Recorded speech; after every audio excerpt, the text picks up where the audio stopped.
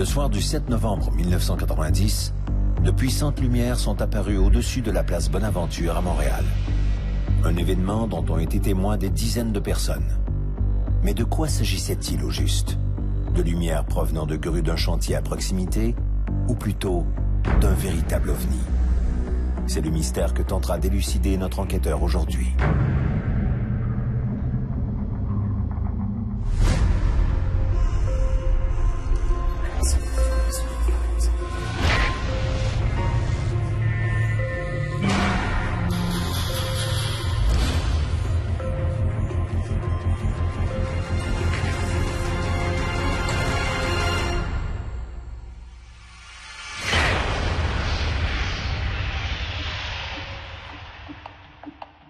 Selon un récent sondage de la firme Léger Marketing, 61% des Québécois croient en l'existence des extraterrestres.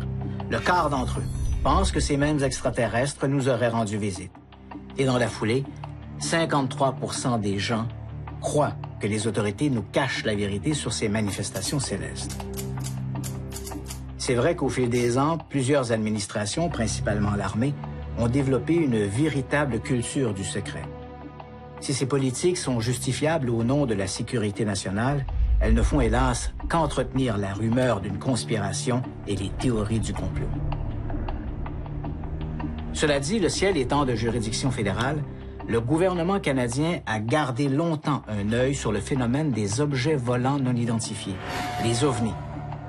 Dès le début des années 1950, le ministère des Transports et l'armée canadienne se sont liés pour créer des projets d'études comme le projet Magnet, le projet Aimant ou le projet Second Story, le projet de second niveau. L'une des toutes dernières observations à avoir été colligée officiellement par les autorités concerne un événement survenu à Montréal le 7 novembre 1990. Ce soir-là, une dizaine de personnes réunies sur la terrasse de l'hôtel Hilton Bonaventure au centre-ville ont observé un phénomène lumineux pour le moins singulier. La manifestation a duré près de 3 heures et parmi les témoins, il y avait des policiers de la CUM, la Communauté urbaine de Montréal, comme on disait à l'époque, et un agent de la Gendarmerie royale du Canada. Je suis moi-même arrivé sur place aux alentours de 23 heures, où j'ai pu assister à l'extinction des dernières lumières dans les nuages. L'observation de l'OVNI de la place Bonaventure, comme l'ont surnommé les médias, a enflammé les imaginations et donné lieu à des débats passionnés entre croyants et sceptiques. L'affaire n'a jamais été proprement expliquée.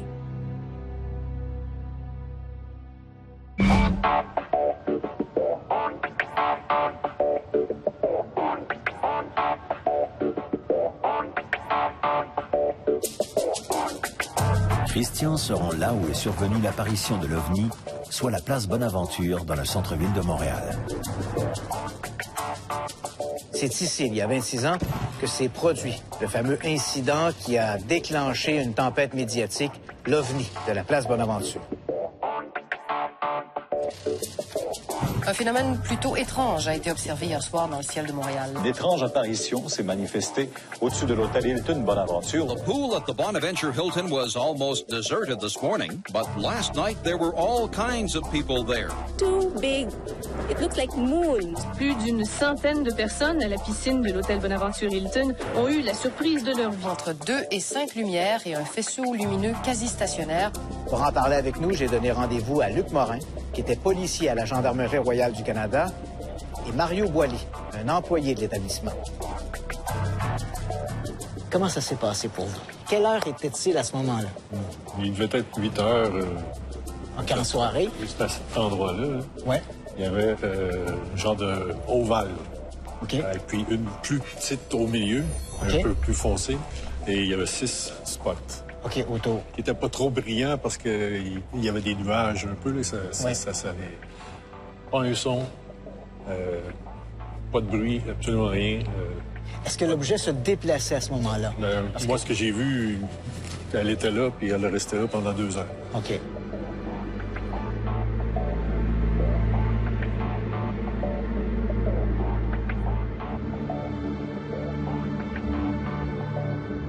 À un moment donné, j'ai vu un avion passer qui devait être à 8 000, 10 000 pieds. Puis à mon estimé, il y avait au moins un autre 10 000 pieds avant d'arriver là. OK. Il y avait 6 lumières au début, après ça, il y en avait 4, après ça, il y en avait 3. Puis quand quelqu'un de la presse est venu prendre une photo, il restait plus juste qu'un spot. Oui. On voyait qu'ils étaient fixes, placés une là, deux autres comme ça. C'était fixe sur la plateforme. Est-ce que vous avez eu, à un moment donné, l'impression que ce que vous observiez aurait pu être un reflet? Impossible.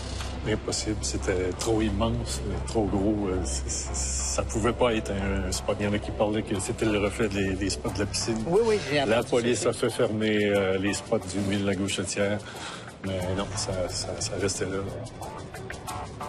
Aujourd'hui, Mario, 26 ans plus tard, est-ce que vous êtes toujours persuadé que ce que vous avez vu ce soir-là relevait de l'inexplicable? Absolument. C'est absolument. Je suis certain qu'on n'est pas seul dans ce monde. Je regarde le ciel à tous les soirs que je sors dehors, là, mais c'était beaucoup trop gros pour être humain. C'est certain.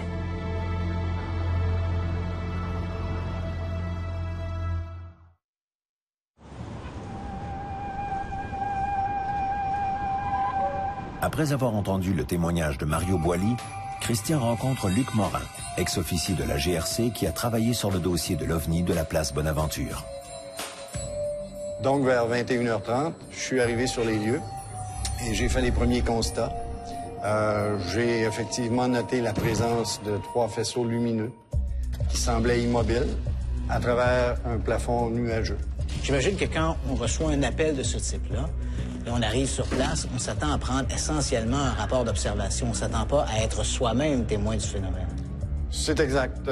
C'était la première fois que ça m'arrivait dans ma carrière et ma première préoccupation était la sécurité du public. Quelle est la démarche que l'on fait? Avez-vous contacté les aéroports? Avez-vous contacté l'armée? Est-ce qu'il y a une démarche qui a été faite? En fait, on a contacté les aéroports pour savoir s'ils avaient quelque chose sur les radars et les autorités nous ont informé qu'il n'y avait rien sur les radars. Par la suite, il y avait un pilote d'Air Canada qui était ici, qui m'a informé que selon lui, ces lumières-là, on voyait en fait un triangle lumineux, que ces lumières-là étaient à environ 3500 ou 4000 pieds de hauteur. Quand vous regardiez le phénomène, aviez-vous l'impression qu'il s'agissait d'un objet physique qui était là ou c'était simplement un reflet de lumière? J'avais l'impression qu'il s'agissait d'un objet physique. En fait, il y avait de la construction très près d'ici. Je crois qu'on montait l'édifice du mine de la Gauchetière. Exact. On avait fait éteindre les lumières du chantier de construction pour s'assurer que ce n'était pas une réflexion. Et malgré tout, les lumières sont demeurées là. Les faisceaux lumineux ne sont pas disparus. J'imagine qu'on est témoin d'un incident comme celui-là. On garde quelques traces. Et je crois deviner que vous avez conservé le rapport d'enquête de l'époque. Effectivement, j'ai conservé les documents originaux de l'époque. Par exemple, les rapports des premiers appels qui ont été faits au quartier général de la GRC, les rapports du service de police de la Ville de Montréal.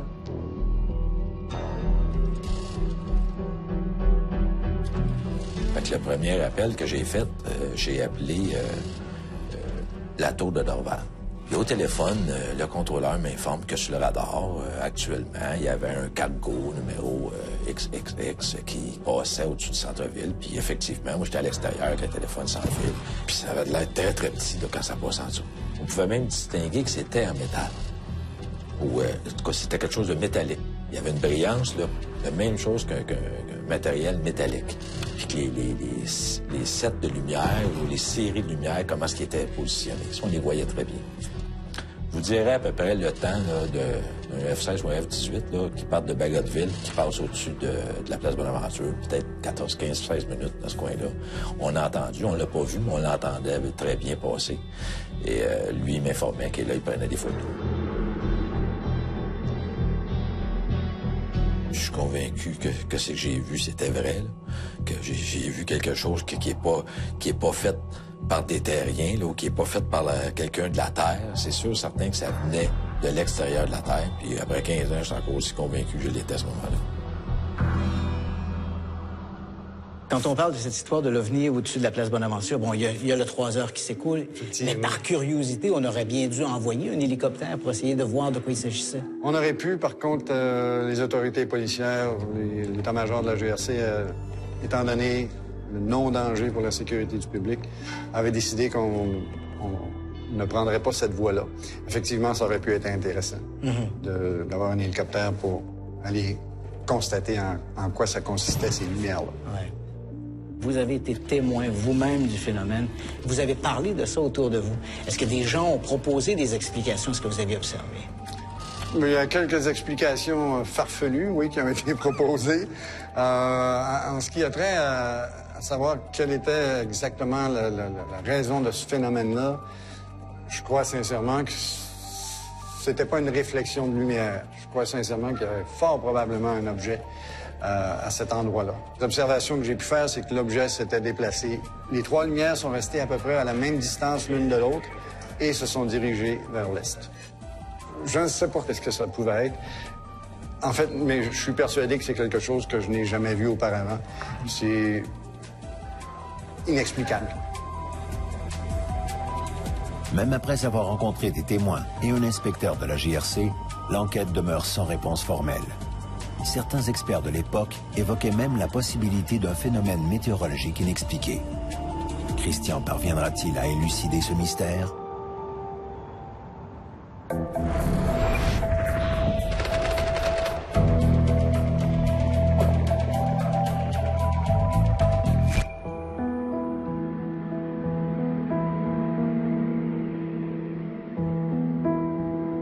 Le 20 mai 1967, Stéphane Michalak, un mécanicien industriel de Winnipeg, s'enfonce dans le parc provincial de White Shell sur la frontière du Manitoba et de l'Ontario.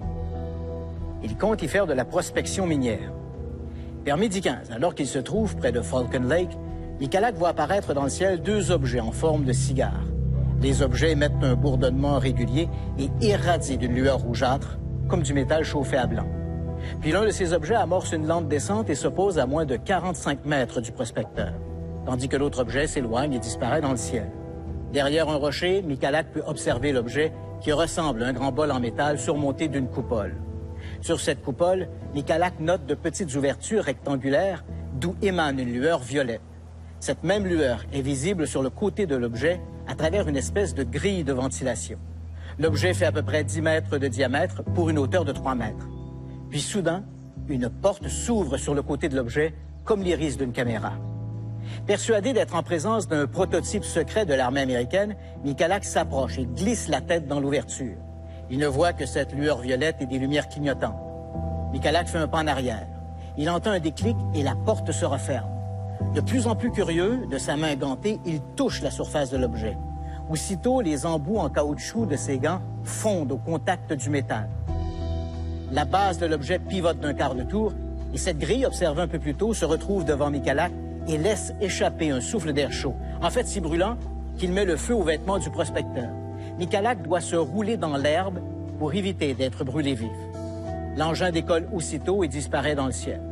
Le soir même, de retour à Winnipeg, Michalak se présente à l'hôpital Miséricordia où les médecins notent sur son abdomen des brûlures en forme de damier, l'empreinte de la fameuse grille. Les médecins notent aussi que Michalak souffre d'une forme d'irradiation de nature inconnue. L'histoire de cette rencontre soulève énormément d'intérêt. L'armée canadienne envoie sur place l'un de ses enquêteurs. Le capitaine Paul Bisky note sur le lieu de l'atterrissage des marques comme si l'endroit avait été soufflé par un puissant ventilateur. Bisky note aussi un taux élevé de radiation. L'affaire Michalak ne sera jamais expliquée.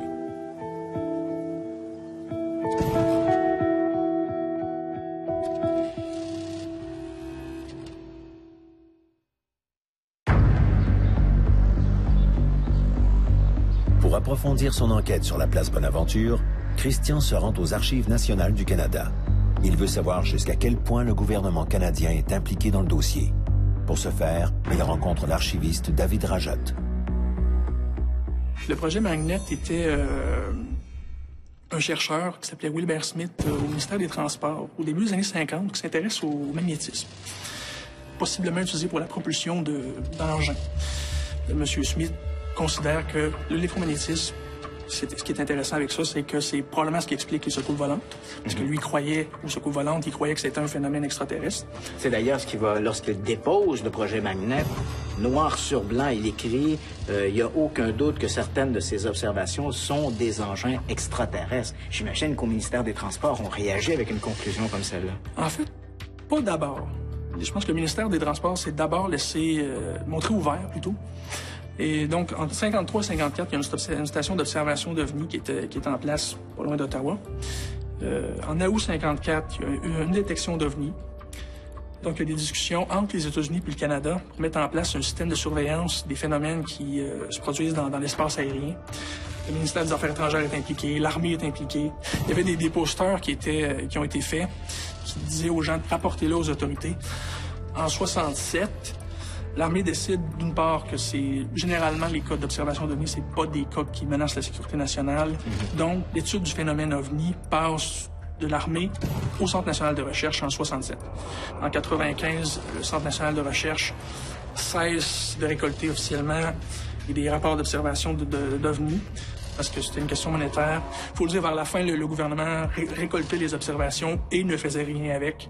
Dans le cas de l'OVNI de la place Bonaventure, on a évoqué des communications entre les policiers de la CUM, comme on disait à l'époque, la communauté urbaine de Montréal. Il y avait des policiers de la GRC qui étaient également là. Et finalement, il y a eu des communications avec les militaires. Le problème qu'il y a, en tout cas du point de vue de quelqu'un qui s'intéresse au phénomène OVNI, c'est que c'est un peu la fin du programme. Donc, il y a très peu de documents le concernant. Quelques pages, on a le témoignage du policier de la GRC. Donc, l'armée, selon la politique, rapporte ce que finalement le policier de la GRC a dit, ce que le policier du CUM a dit. C'est une communication très courte, mais c'est tout. De quelques pages. Si on compare entre ce qui s'est passé en 90 et ce qui se passait dans les années 60, c'est deux mondes complètement différents. Il y a actuellement des milliers de pages de documents sur les OVNI qui sont archivés quelque part dans les voûtes des Archives nationales. Ces documents-là, ils sont consultables pour le public. Il suffit d'en faire une demande et les gens peuvent consulter tous ces documents. Ouais. Les documents sur les OVNI aux archives, il y en a beaucoup. Okay. Quelqu'un qui connaît pas le phénomène, qui commence à consulter les archives qu'on a ici, pourrait passer des jours... à éplucher l'ensemble de ces documents-là. Maintenant, le grand mot, y a-t-il une conspiration? Parce que quand on parle des OVNI, évidemment, les amateurs d'OVNI imaginent toujours toutes sortes de conspirations, de sombres complots. Là, on a des documents devant nous et certains passages de ces documents-là ont été censurés. Est-ce que ça nous cache une information qualitative sur une présence extraterrestre? Non, en fait, la plupart des documents concernant les OVNI sont déclassifiés. Sauf que nous, la loi sur l'accès à l'information nous oblige à protéger certains types de renseignements. Puis dans le cas des OVNI, les seuls renseignements protégés, donc qu'on ne communique pas au public, c'est les renseignements personnels, donc les noms des personnes. Il faut comprendre que les ministères ne sont pas obligés de transférer les documents historiques aux archives. Ils n'ont pas le droit de les détruire selon la loi, mais ils ne sont pas obligés. Donc, nous, selon les documents qu'on a ici, on peut dire c'est ce qui s'est passé, mais ça ne veut pas dire qu'il y a encore des documents dans les ministères. OK. Ça, je peux pas en parler.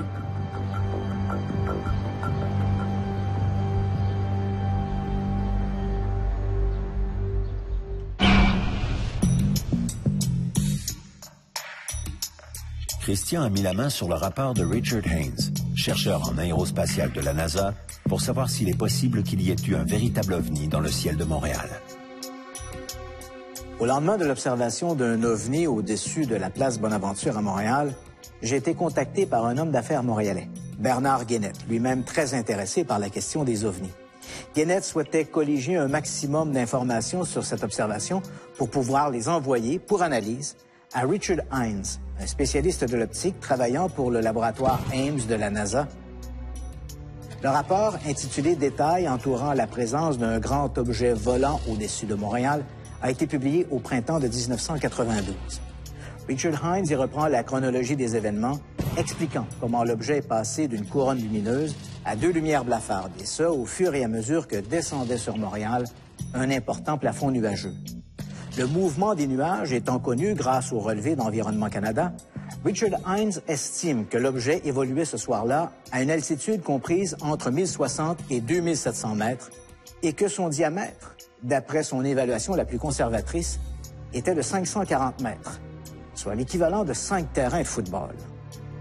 Richard Haynes rejette la possibilité que l'objet puisse être un phénomène atmosphérique ou astronomique, justement à cause de cette couverture nuageuse.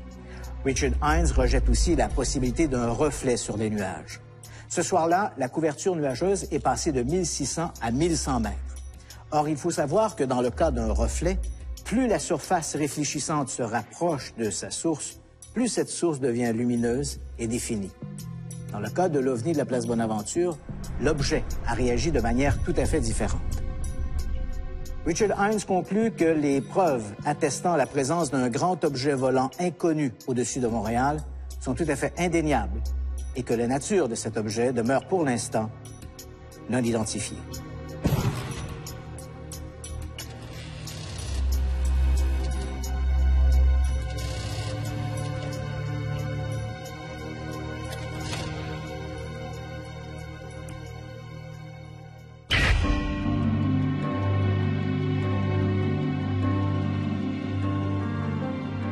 Sommes-nous visités par des extraterrestres?